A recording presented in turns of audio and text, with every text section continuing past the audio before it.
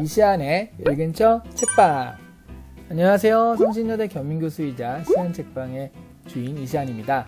저는 지금 광무에 광무가 아니라 광주죠. 광주의 상무지구, 줄여서 광무에 와 있고요. 제가 뭐 특별히 지금 소개해드린 책과 큰 관계가 있는 건 아닌데요. 그냥 그 전남대에 강의가 있어가지고 온 김에 그냥 같이 광주도 좀 보여드리고 전남대도 보여드리고 하면 좋지 않을까 해서 찍어보는 겁니다. 오늘 소개해드릴 책은 바로 이 책이죠. 유튜브 레볼루션 이라는 책인데요. 유튜브가 일으킨 혁명은 과연 정말일까요? 어떤 것일까요? 그리고 정말 이 혁명이라는 게 유용한 것일까? 이런 것들을 좀 생각해 볼 수 있는 책입니다. 이 책의 지은이는 로버트 킨슬이라고요.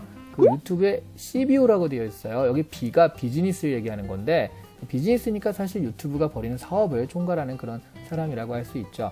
보니까 그 전에 이력을 보면 HBO에도 있었고 넷플릭스에도 있어가지고, 그러니까 영상 전문가다, 영상 비즈니스 전문가다, 이렇게 보시면 될 것 같아요. 이 책은 미국 책들이 흔히 그렇듯이 굉장히 귀납법적 구조로 되어 있습니다. 그러니까 사례 중심이죠. 여러 크리에이터들의 사례가 들어있는데요.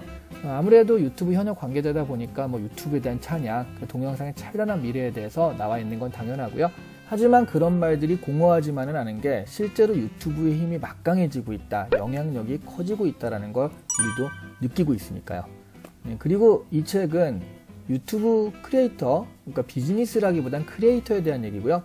보통 크리에이터들의 존재 양식, 존재 양태 또는 성공했던 방식, 성공 방정식이라고 할 수 있죠. 이런 것들을 좀 사례 중심으로 보여주는 그런 책입니다. 이곳이 바로 전남대 캠퍼스고요. 저 뒤에 보이는 동상이 님을 위한 행진이라는 그런 동상이더라고요. 저자는 유튜브에서, 이 책의 저자죠. 이 책의 저자는 유튜브에서 성공을 거둔 크리에이터들을 소개하는데 그 사람들이 스트림펑크라고 부르더라고요. 스트림펑크, 책의 초반에는 이 사람들을 찾아서 소개를 해주는데 공통점들을 정리를 해주더라고요. 성공한 크리에이터들의 세 가지 공통점. 그래서 첫 번째는 다른 것보다 커뮤니티를 만들고 유지하고 관리하는 능력. 그러니까 비슷한 동아리의 사람들이라고 할 수 있죠. 이런 사람들을 관리하는 능력 자체가 굉장히 중요하게 등장을 하고요. 그리고 두 번째 같은 경우는 진정성, 진솔함, 이런 건데요. 자신의 성 정체성까지도 그냥 과감하게 딱 얘기할 수 있는 어떤 진정성을 가지고 채널을 운영했을 때 많은 반응들이 오더라, 이런 공통점을 발견했고요. 세 번째 같은 경우는 독창성이죠. 뭔가 남들이 안 하는 용어를 이렇게 쓰면 틈새 시장 같은 거, 그런 것들을 찾아내는 능력, 그런 것들을 또 운영하고 관리하는 능력, 그런 것들이 합쳐져 가지고 성공한 스트림펑크가 나오더라라고 공통점을 정리합니다. 책의 중반부에서는 크리에이터의 수익 창출에 대해서 이야기하는데요. 사실 가장 민감한 주제고 또 관심 있는 주제이기도 하죠. 그런데 이제 한마디로 이거예요. 유튜브의 광고 수익에만 의존하지 않고 여러 가지 사례들이 있을 수 있다.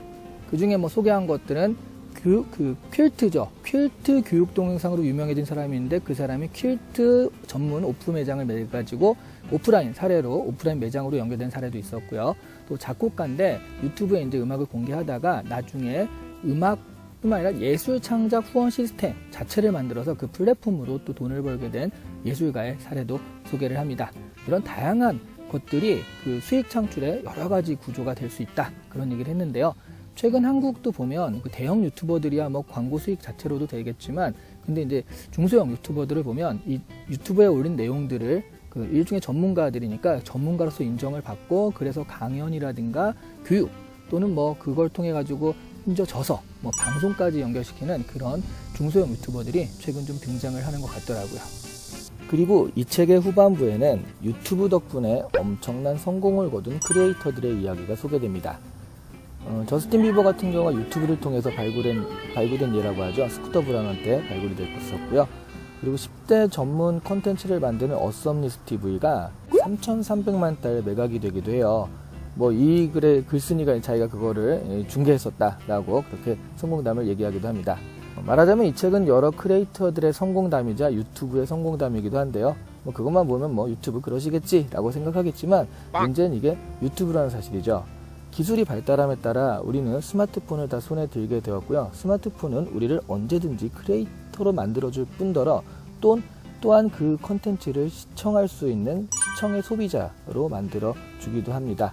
그러니까 우리는 말하자면 $3,300만 달러를 매각할 수도, 또 저스틴 비버가 될 수도 있는 가능성을 모두 가지게 되었다라는 얘기입니다.